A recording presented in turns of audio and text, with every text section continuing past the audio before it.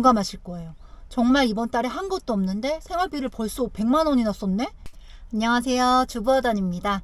오늘은 제가 돈을 모으기 위해서 끊었던 것들, 소비습관, 생활습관에 대해서 한번 이야기해 보려고 해요. 영상을 시청하시기 전에 구독과 좋아요, 알림 설정 부탁드립니다. 돈을 모으기 위해서 끊었던 것, 첫 번째, 바로 카드 할부예요. 저희는 큰돈이 들어가는 것들도 카드 할부를 사용하지 않아요. 그 이유는 아주 명확한데요. 돈을 투명하게 운영할 수 있기 때문이에요. 만약 큰돈이 들어갈 때는 어떻게 하느냐? 큰돈이 들어갈 때는 대부분 몇 달 전부터 미리 생각해 놨던 것들일 거예요. 그러면 그 돈이 모이면 삽니다. 내가 돈이 없으면 사지 못한다. 너무 간단하죠? 카드 할부를 사용하시면서 내가 이번 달에 얼마를 소비했다 라고 명확하게 아시는 분들은 정말 없을 거예요. 그래서 이렇게 자금 운영을 투명하게 하기 위해서라도 카드 할부는 절대 하지 않는다. 악의 고리를 끊어내셔라. 돈을 모으기 위해서 끊었던 것, 두 번째, 바로 외식이에요. 외식에는 뭐 배달 음식, 카페도 있을 수 있고요. 저희 부부는 회사를 다니고 있지 않아서 24시간을 붙어 있잖아요. 그래서 밥을 3끼를 다 같이 먹어야 되는 상황이거든요. 블로그 체험단을 하게 된 계기가 되기도 했어요. 3끼를 집에서 먹으려니까 그것도 생활비가, 식비가 만만치가 않더라고요. 이렇게 밖에 나올 때는 항상 텀블러를 챙겨 다녀요. 하루에 3-4천 원은 기본으로 아낄 수 있어요. 맞벌이 가정에서는 배달 많이 이용하시죠?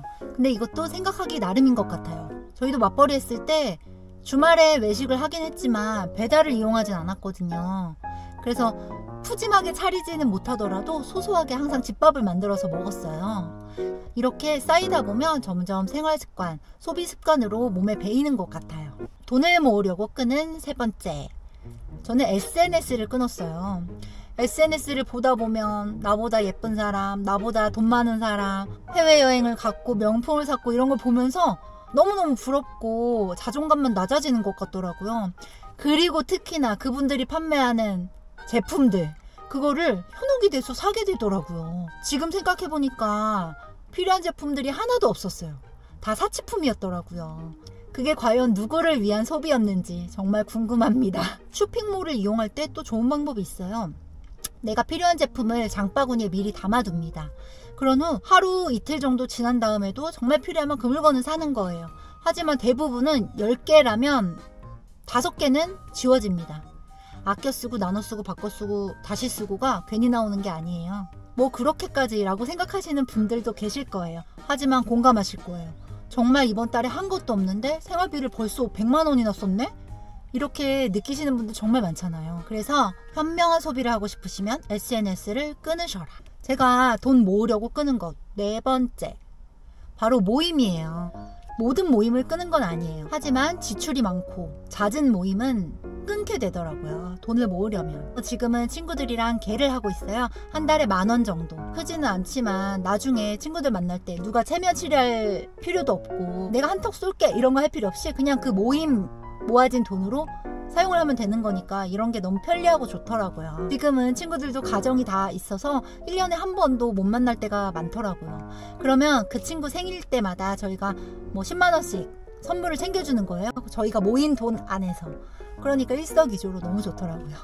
제가 신랑이랑 24시간 붙어 있다 보니까 사실 친구 만날 시간이 많지가 않아요. 그리고 신랑이 가장 좋은 친구이기도 하고요. 이번 달에 혹은 지난달에 친구들 만나서 사용한 술값이나 커피값, 한턱 낸값, 밥값 이런 게 얼마인지 한번 적어보세요. 만약에 이게 내 생활비 안에서 뭐 이 정도는 괜찮다 라고 느끼신다면 괜찮겠지만 상당 부분을 차지한다면 모임을 조금 줄이시는 게 좋겠죠? 돈을 모으기 위해서 끊은 5번째, 바로 1+1 할인 행사예요. 저는 마트를 가기 전에, 장 보기 전에 항상 메모장에 필요한 것들을 적어 놓습니다. 그래야 충동 구매를 막을 수가 있어요. 특히나 마트에 가게 되면 타임 세일을 많이 하잖아요. 지금 딱 10분만 합니다. 이런 거에 현혹되면요, 냉장고에 쓰레기가 늘어갑니다. 이런 생활 습관들이 몸에 배이면 생활비 절약하는데 정말 많은 도움이 됩니다.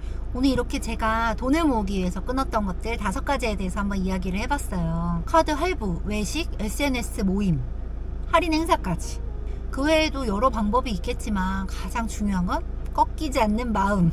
얼마나 지속할 수 있는지가 가장 중요한 것 같아요. 그렇게 아껴서 뭐 할 건데? 라고 물으신다면 한 달에 20만 원을 아꼈잖아요? 그러면 대략 대출을 4천만 원에서 5천만 원 정도를 일으킬 수가 있어요. 그럼 그 돈을 또 다른 곳에 투자를 할 수가 있는 거예요. 같은 돈이지만 누구는 할부를 갚고 누구는 투자를 해서 이자를 갚고 나중에 더 큰 수익을 창출해낼 수가 있는 거예요. 이렇게 생각하면 정말 저 작은 돈이라도 허투루 쓸 수가 없더라고요. 여러분들도 한번 앉아서 돈을 모을 수 없게 만드는 것들, 이 방해꾼들이 어떤 것들이 있는지 한번 쭉 적어보세요. 오늘 영상이 도움이 되셨다면 구독과 좋아요, 알림 설정까지 부탁드립니다. 다음에 더 좋은 영상으로 찾아뵐게요. 주부어단이었습니다. 고맙습니다.